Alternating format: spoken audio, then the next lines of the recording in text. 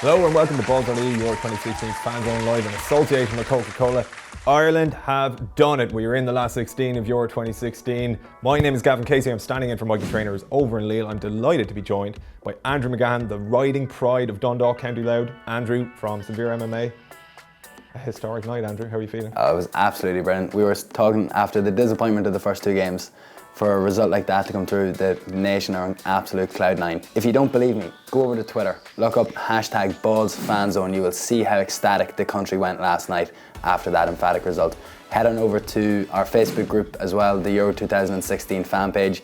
If you think that we hit the roof in here, which we actually did, but a local man went through the roof of his pub and he put that picture up as well last night. Now, Andrew, there's one picture that we did see last night, and it's one of a man who, we're not sure whether he's laughing, crying, he looks like he's in floods of tears but enjoying himself. It really encapsulated the mood of the nation after Robbie Brady's goal.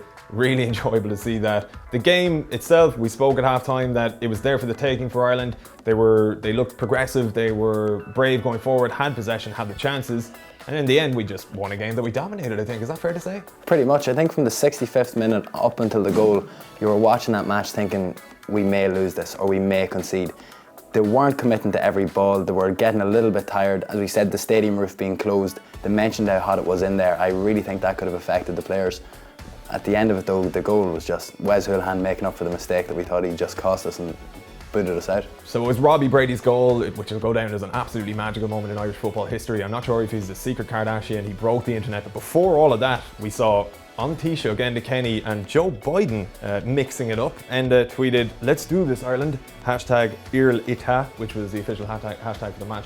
You had a point to make about Enda's company there. Yeah, look at the picture, there's no one behind them, bar men in suits. That if anyone walked into that pub that wasn't meant to be there, they were being pulled straight out by the Secret Service. There was absolutely no crack had in that pub last night.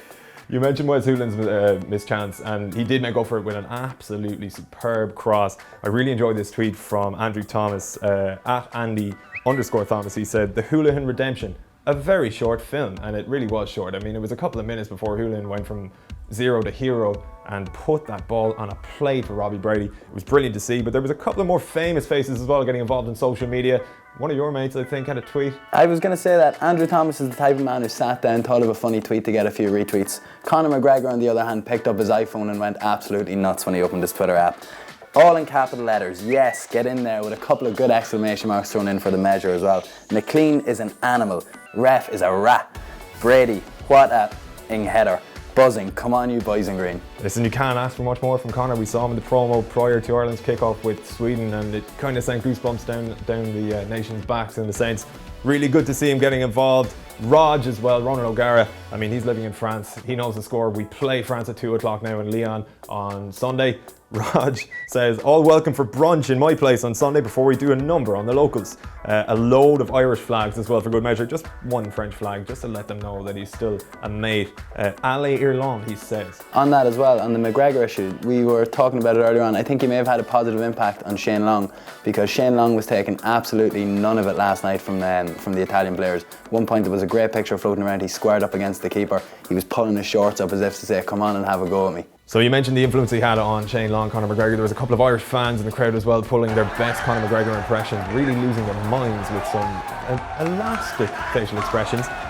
If you're in Ronan O'Gara's house as well on Sunday afternoon, there's going to be a couple of French people there. You will need your French phrase of the day. Eh, tu l'as pas donné. Il est italien, mais maintenant il est irlandais. Penny for Giovanni's thoughts after last night's game. I'm also wondering, does Marco Tardelli recognise Wes Hoolahan now?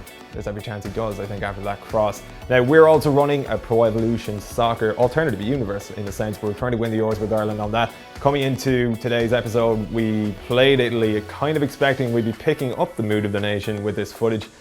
As it turns out, we didn't need to, but let's see how we got on anyway. Okay, it's time for Italy versus Ireland, and there the boys in green, they're wearing white today, and who are these jokers up front? The first chance comes to Ireland, long feeds Walters, and bang! Johnny finds the net. He's been kicked in the head there as well, but he doesn't matter because he's Johnny bloody Walters. What a finish, and what a knee slide as well. Some man. Next clip, it's James McLean. Oh, Jesus, James, what do you like? That is vintage James McLean. Me? Never, ref. Next clip, that's it. Look what it means to Robbie Keane. Unbelievable scenes as Ireland have topped the group, 9 points from 9, and look, even Glenn Whelan can manage a jump. It's Spain in the next round, lads. How the hell did that happen? A magnificent result for virtual Ireland there. Another 1-0 against Italy. They'll play Spain in the last 16 of Pro Evolution Soccer. We play France in real life, but it could open the tournament up for us, and we could end up playing the old enemy England in the quarterfinals, Andrew. One moment that we need to point out as well. Robbie Keane last night warming up for what looked like it was going to be his last ever Ireland appearance. A kind of poignant moment. We mentioned it to each other during the game. In the end, he was sent back, arguably to get cans based on this Instagram post. What were your thoughts? It's great to see Robbie get another run out against France at least. I can only assume it was to go at the cans. His Instagram, it looked like they were having absolutely unbelievable crack. Our hearts sank. We thought he was going to come on. We thought something was going to happen. It's just going to be Robbie Keane chasing after a long ball. But instead, hopefully he'll get his final day in the sun this Sunday against France. Absolutely. I mean, even a consolation goal when we're 3-0 down, who even cares anymore? We're into the knockout stages. That's what we came here for. Now, that's all we've got time for, myself and Andrew. Thank you as well to Andrew for coming in and deputising for Mikey. We will be back on Friday for a preview for the last 16 fixture against France. And until then, take it easy.